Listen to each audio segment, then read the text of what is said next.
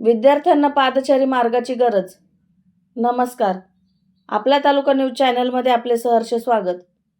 बेल्ले, निघोज, शिरूर रस्त्याचे काम सुरू असून या रस्त्याची रुंदी अतिशय कमी असून मुलिकादेवी विद्यालय, महाविद्यालय या ठिकाणी जवळपास 5,000 पेक्षा जास्त विद्यार्थी शिक्षण घेत आहेत. यामध्ये सर्वसामान्य कुटुंबातील 2,000च्या आसपास असणारे विद्यार्थी निघोज ते विद्यालय, महाविद्यालय असा पायी प्रवास करणारे आहेत. तसेच दुचाकीवरून प्रवास करणाऱ्या विद्यार्थ्यांची संख्या 1,000च्या आसपास आहे. तसेच सायकल प्रवास करणारे विद्यार्थी 2,000च्या आसपास आहेत. महाविद्यालय ते पठारवाडी हा रस्ता काही ठिकाणी 15 ते 12 तसेच 10 ते 8 मीटर रुंदीचा आहे.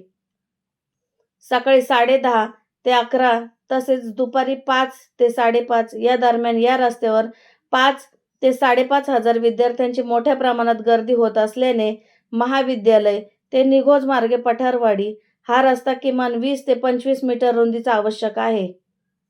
यामध्ये साईड पट्ट्या, गटार तसेच पादचारी मार्ग आवश्यक आहेत. बेल्हा ते निघोज तसेच शिरूर रस्त्यासाठी केंद्र सरकारने 300 कोटीचा निधी उपलब्ध करून दिला असून हा रस्ता अरुंद आहे.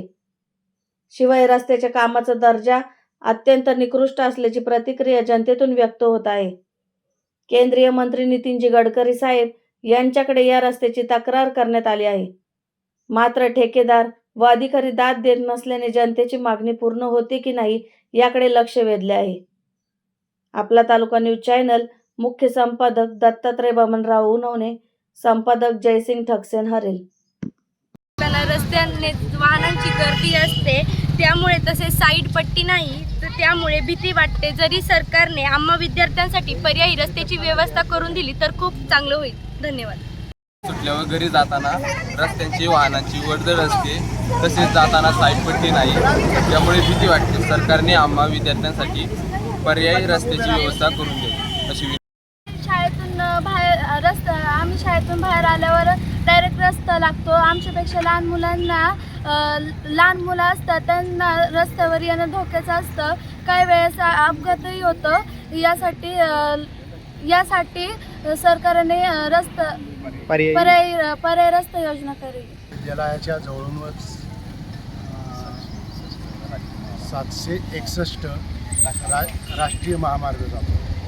राष्ट्रीय महामार्ग असल्यामुळे या रस्त्यावर वाहनांची मोठ्या प्रमाणात वर्दळ असते.